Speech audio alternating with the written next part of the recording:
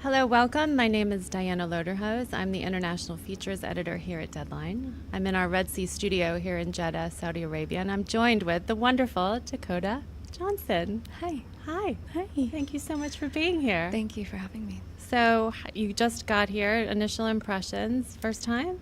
It's my first time at this festival. I landed yesterday. I went straight into hair and makeup and straight to the opening ceremony, so it was kind of nuts. But it's been incredibly inspiring to be here. My mind is sort of blown. Are you going to see movies while you're out here? Hopefully tomorrow. I have some space tomorrow, so I really would like to see Haifa Al-Mansour's new film. Oh my gosh, me too. I'm a big fan of hers. Yeah, me too. I have got to ask you about, I'm so excited about this. You are about to do your directorial debut, I believe. Yeah. Oh, God. At tree some is point blue? in the near future, that will happen. I'm so excited about this. So what can you tell us about it? And, does it have a schedule? I mean, I've seen some announcements of cast. It looks kind of amazing with Charlie XCX and all that. What can you tell us? Well, there's a lot of, I can't say much, really, just because I am not prepared to have that information in the world. Okay. But it's centered around and written by Vanessa Burkhart. She's a young autistic woman, and she is a remarkable human. And she wrote this story about what it's like to be an autistic girl who just wants connection and independence and is trying to figure out who she is in relationship to other people. And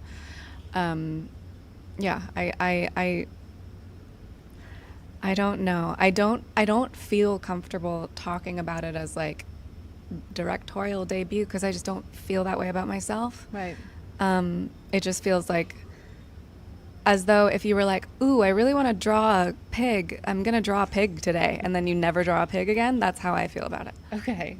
Is it something though that you have always had in the back of your mind? Like, have you aspired to kind of work behind the camera? You've worked obviously in front of it for so long and come from, a world where you've been exposed to this. Yeah.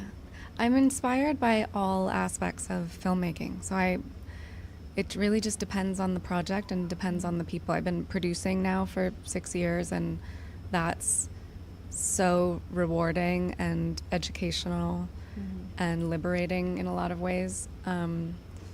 So it's kind of something that just happened where I feel like I have to make this movie, and we'll see what happens. How, if you don't mind me asking a little bit more just about this, in terms of, there is this question will come up when there's any female filmmaker, but there's obviously there aren't enough female filmmakers out there. So whenever I hear of a new talent, a new female kind of wanting to get behind the lens, it's quite exciting. How has the process of you kind of saying to kind of financiers and putting a cast together and working on a script, how has that process been in terms of, I don't want to say ease, but how, in terms of packaging this for you, it being you're directing, what's the journey been like? Or sounds like you're still on it, but like what is it? We are on the journey. It's certainly not easy. I think people are afraid to take risks, and making an independent film written by and starring an autistic girl, for me, is a no-brainer, but for a lot of people, that's a big risk, and I don't agree. I don't understand, but we're working our way through, and we're gonna make our movie, and Vanessa will make her movie, and but the landscape right now is really interesting. I think people are a bit more inhibited when it comes to what they want to decide to invest in and what they want to put forth in the world in terms of cinema and television. So, I mean, it's not my... this film is a battle that I'm fighting, and I will fight until we get it out to the world. You're absolutely right. I mean, the landscape is kind of tougher than ever on the indie side and the studio side. There's been a lot of consolidation. Today it was just announced the Netflix Warner Brothers deal, I wonder, having produced and, you know, kind of worked in different aspects of this business, what are your, and currently putting together an indie project that you're going to direct. I'd love to hear your thoughts on, you know, are you kind of frightened for this business? Or it feels very, you know, while there are, as you rightly say, lots of decision makers not taking risks, on the one hand, there, you know, I was just mentioning your film, The Materialists earlier. You know, that is a wonderful example of a fantastic independent film that might not, you know, looks on the surface to be one thing, but is actually about something else. So where do you sit in terms of feeling, feelings of the health of this business and people taking risks? What are your thoughts on this consolidation? And it's kind of a big question, but it curious. is. Well, there's like 20 questions in there, but I don't fear the demise of the entertainment business or the film industry. It will never. People will always fight to be creative and to tell stories. I just know that to be true. The way in which that operates will shift and change throughout time, as it always has.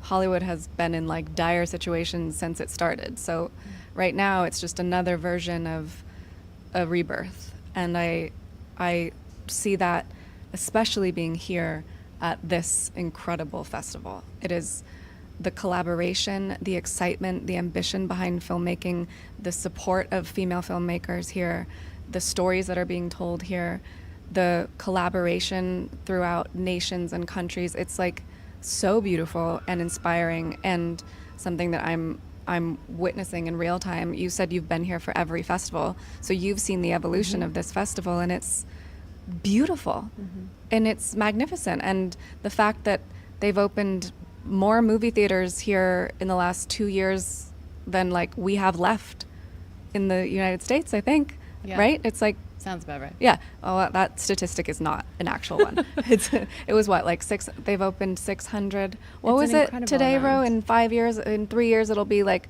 2,500 theaters or something. Something crazy. Which like is that. like, Yeah.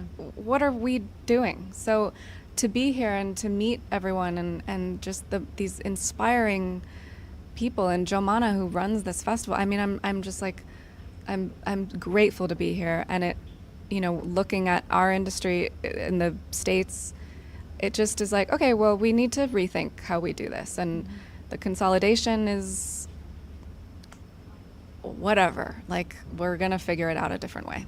Does it, being somewhere like this, does it make you, you know, in terms of when you think of next decisions for you in your career, does it kind of make you feel like, do you see a world where you would be collaborating with talent over here? Or what does it kind of make you think when you are creating something? Are you looking at a global audience now, or are you very much just driven by a story you want to tell? Or how do you look at? I'm so inspired by, well, I'm definitely looking at a global audience, but I'm inspired by collaborating with especially women from different countries, different parts of the world. I would love to make films here. I would love to tell young Saudi female stories in the States. One of my favorite movies that I saw was Capernaum a long time ago. 2018, I think that movie came out. Nadine Labaki, who's on the jury this year, and I met her last night, and I was like such a loser. But yeah, I would love to collaborate. I would love to collaborate with people from all parts of the world. Yeah. I think that when you have an artistic heart and mind, you want to tell stories and express your dreams and your concerns and your experience in a way that can be very collaborative and does not have to be segregated in some strange way. Dakota, thank you so much for being here with us today. It was great to meet you. Thank you.